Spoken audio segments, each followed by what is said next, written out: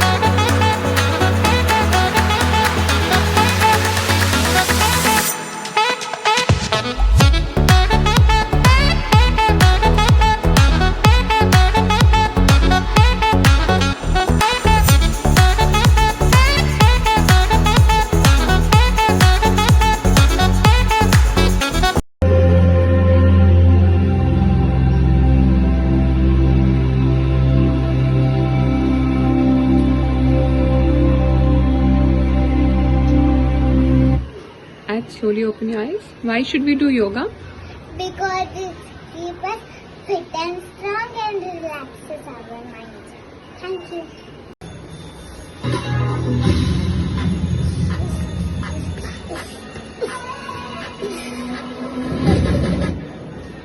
Yuveer, why should we exercise, Yuveer? Yes, Why should we exercise? keeps our mind and eyes in my body fit and strong। Very good. हमें अपनी health का ध्यान क्यों रखना चाहिए? हमें अपनी हेल्थ का ध्यान इसलिए रखना चाहिए क्योंकि हेल्थ इज़ वेल्थ। और इस कोविड पैंडमिक के दौरान हमारे पूरा दिन ऑनलाइन क्लासेस होती है और पूरा दिन सिटिंग होती है, तो इसलिए हमें हेल्दी खाना चाहिए। और सुबह हमें अपने दिन की शुरुआत एक्सरसाइज, योगा या मेडिटेशन से करनी चाहिए कि हम पूरा दिन एनर्जेटिक रहे। और हमें हेल्दी फूड भी इसलिए खाना चाहिए क्योंकि एक्सरसाइज मेडिटेशन के साथ साथ में हेल्दी फूड भी खाना बहुत ज़रूरी है। हमारी मम्मा हमें हर रोज़ यही बोलते हैं कि जंक फूड नहीं खाना चाहिए, हेल्दी फूड खाना चाहिए। और हमारा भी कभी कभी मन कर जाता है, बट एक्सेसिव बहुत नुकसान करता है। इसलिए हमें एक्सरसाइज, मेडिटेशन, योगा और हेल्दी फूड सब करना चाहिए। Yoga is a gift. It brings mindfulness to ourselves and our lives. Everyone should practice yoga daily to be a happier and better version of themselves.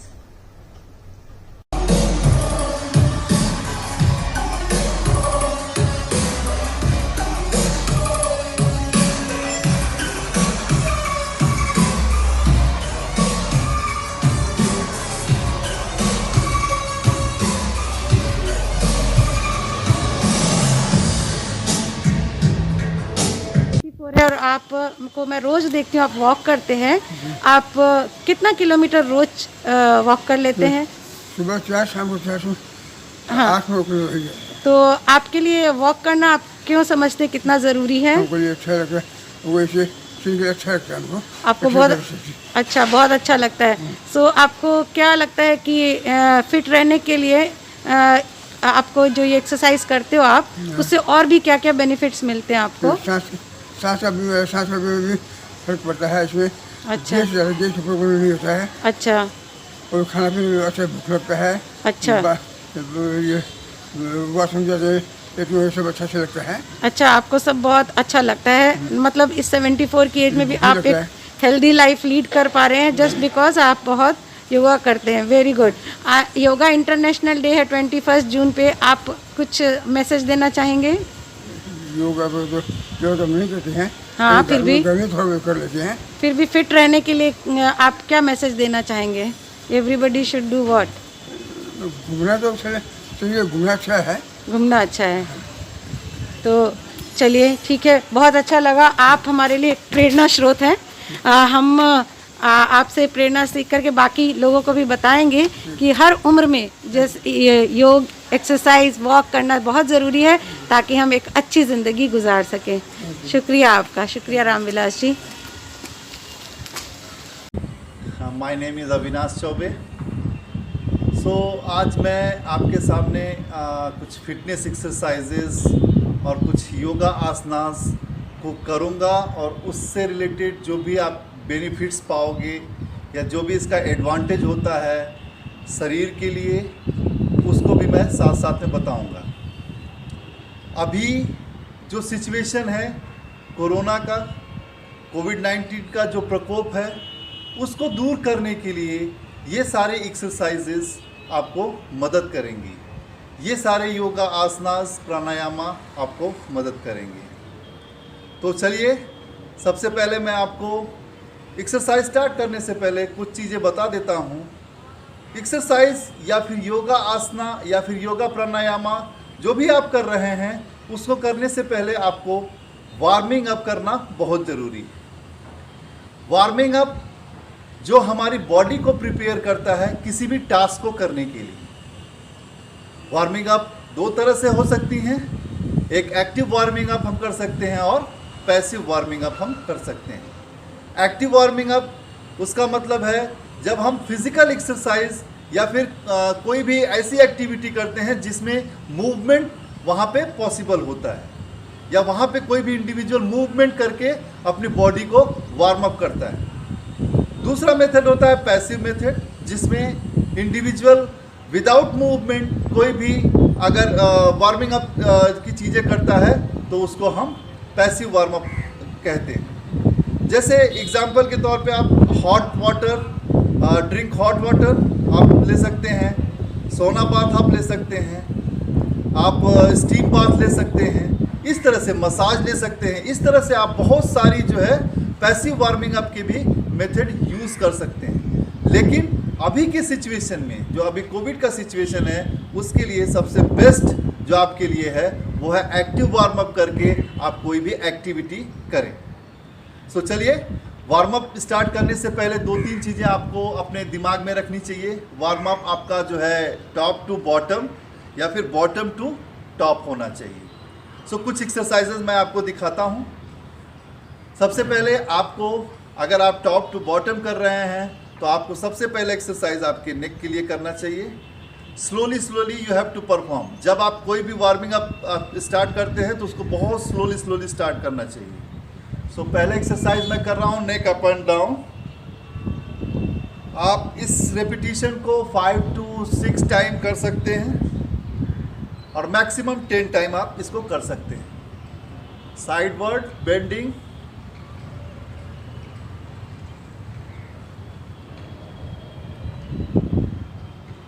now half forward rotation,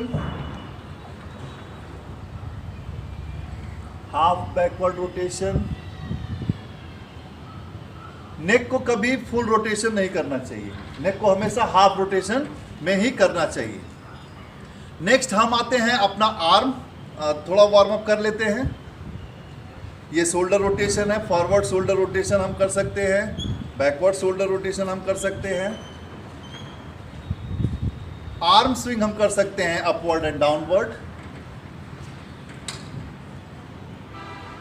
sideward swing कर सकते हैं warm up में। ये सारे exercises बहुत ही simple और कोई भी किसी भी एज कैटेगरी का इंडिविजुअल इसको कर सकता है। नाउ अभी हम आते हैं अपने वेस्ट रीजन में। थोड़ा वेस्ट जो है साइडवर्ड बेंडिंग कर लेते हैं।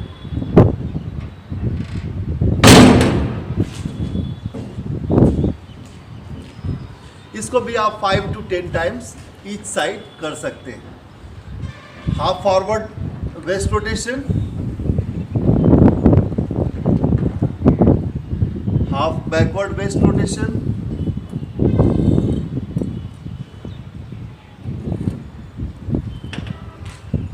अभी हम थोड़ा अपने पैरों को एक्सरसाइज करेंगे, वार्म अप करेंगे। सो उसके पहले सबसे पहले आपको नी को होल्ड करके इस पोस्चर में आपको थोड़ा देर स्ट्रेच करना है। लेग चेंज कर लेना है आपको। लेग को पीछे की तरफ, आपके क्वाड्रिसेप्स मसल को आपको स्ट्रेच करना है इस एक्सरसाइज के थ्रू।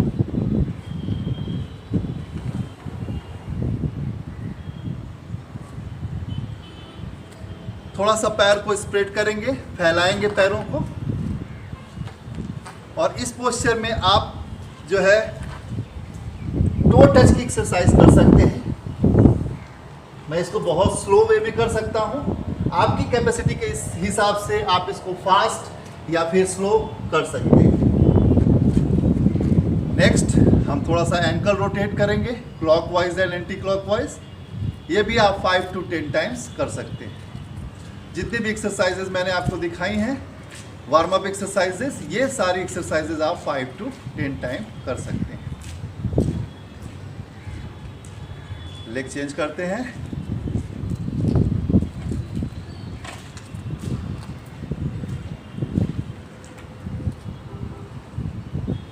सो ये सारी एक्सरसाइजेज हैं जो आप वार्म अप में कर सकते हैं।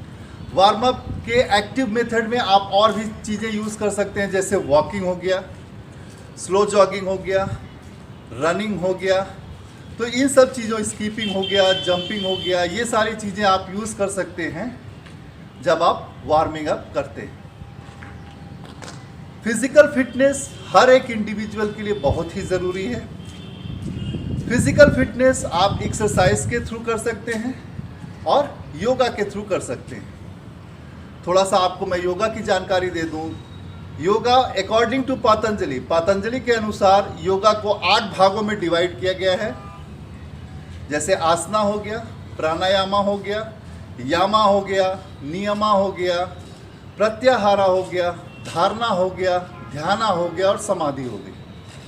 तो यहाँ पे जो लिम्स का कॉन्सेप्ट है, या हम कह सकते हैं जो एलिमेंट्स का कॉन्सेप्ट है, या योगा के जो पार्ट्स हैं, तो इस सिचुएशन में अगर आप आसनास परफॉर्म करते हैं या फिर प्राणायामा परफॉर्म करते हैं, जैसा कि प्रीवियस हमने देखा है कि बहुत सारी ब्रीदिंग्स की प्रॉब्लम आती है, तो अगर आप इस सिचुएशन में प्राणायामा करते हैं, प्राणायामा का मतलब होता है to control the breathing that means inhalation and exhalation, सांस को अंदर लेना और सांस को बाहर निकालना। तो ये प्रोसेस होता है प्राणायामा का। अब इसमें आप कोई सा भी मेथड यूज कर सकते हैं प्राणायामा के लिए। आसना के बारे में थोड़ा मैं बता देता हूं। आसना 3 प्रकार के होते हैं। पहला होता है मेडिटेटिव आसना, जो आपके कंसंट्रेशन को इम्प्रूव करता है, आपकी बॉडी को रिलैक्स करता है। दूसरा हो गया आपका रिलैक्सेटिव आसना, और तीसरा हो गया कल्चरल और करेक्टिव आसना। कल्चरल और करेक्टिव आसना में अगर आपकी बॉडी में कोई डिजीज़ है या आपकी बॉडी में कोई डिफॉर्मिटीज़ है, पोस्चर रिलेटेड कोई डिफॉर्मिटीज़ है, तो आप करेक्टिव और कल्चरल आसना के थ्रू इन चीज़ों को ट्रीट कर सकते हैं। अभी थोड़ा मैं आपको फिटनेस के बारे में बता देता हूँ, क्योंकि ये जो आसनास, प्राणायामा या फिर जो भी एक्सरसाइजेज हैं, ये सारे आपके फिटनेस को इम्प्रूव करती हैं। फिटनेस का कॉन्सेप्ट है, फिटनेस के 5 कंपोनेंट होते हैं: strength, endurance, flexibility, coordination and speed. ये 5 कंपोनेंट्स जब आप कोई भी एक्सरसाइज करते हो या कोई भी वर्कआउट करते हो, तो ये सारे 5 कंपोनेंट्स आपको आपके एक्टिविटीज़ में या आपके जो भी आप परफॉर्म कर रहे हो, गेम खेल रहे हो या कोई भी ऐसी एक्टिविटी कर रहे हो जो जहाँ पे फिजिकल इन्वॉल्वमेंट है, ये 5 कंपोनेंट्स आपके वहाँ पे इन्वॉल्व होते हैं। सो फिजिकल फिटनेस ये होता है कि इंडिविजुअल जो डेली रूटीन का वर्कआउट कर रहा है, उसके अलावा उसके पास कुछ ऐसी एनर्जी होती है जो किसी भी इमरजेंसी सिचुएशन में आपको हेल्प करती हैं, उसी को हम फिटनेस कहते हैं। अभी फिटनेस और आसना अगर आप परफॉर्म कर रहे हैं, तो वहाँ पे आपको अच्छे न्यूट्रिशन की भी रिक्वायरमेंट पड़ेगी। न्यूट्रिशन के बारे में थोड़ा बता देता हूँ। न्यूट्रिशन इंडिविजुअल का होता है जो बॉडी के लिए रिक्वायर्ड होता है। सपोज आपकी जो भी डेली लाइफ की रूटीन वर्क है, उस रूटीन वर्क में जब आप कोई भी चीज़ करते हो, तो वहाँ पे एनर्जी जो है आप खर्च करते हो। वो एनर्जी जो खर्च करते हो, उससे क्या होता है कि आपकी बॉडी सारी सेल एंड टिश्यूज से मिलके बनी होती हैं, तो उस सेल एंड टिश्यूज में थोड़ी रैप्चर होती है, थोड़ा सी वहाँ पे टूट फूट होती है। तो ये जो हमारे न्यूट्रिशंस हैं, ये हमारे जो न्यूट्रिएंट्स हैं, ये उनको रिपेयर करने में हेल्प करती हैं, उनके ग्रोथ में हेल्प करती हैं, उनको मेंटेन करने में हेल्प करती हैं। तो ये सारे जो है इम्पोर्टेंस है न्यूट्रिशन से लेके। अभी न्यूट्रिशन के बारे में थोड़ा सा मैं बता देता हूँ। न्यूट्रिशन में इसको जो है साइंटिस्टों ने 2 भागों में बांटा है, जैसे कि micro nutrients and micro nutrients. Micro nutrients वो न्यूट्रिएंट्स होते हैं जो हमारी बॉडी को ज़्यादा अमाउंट में रिक्वायर्ड होते हैं, that means it's required in a large amount. Micro nutrients वो न्यूट्रिएंट्स होते हैं जिसकी रिक्वायरमेंट कम होती है या it's required in a small amount. So macro and micro nutrients, macro nutrients में जैसे आपका आता है carbohydrate, fats, protein and water. Micro nutrients में आपका आता है मिनरल्स और विटामिन। सो अगर ये आप एक करेक्ट प्रोपोर्शन में लेते हैं, तो ये आपके लिए बहुत ही बेनिफिशियल होता है।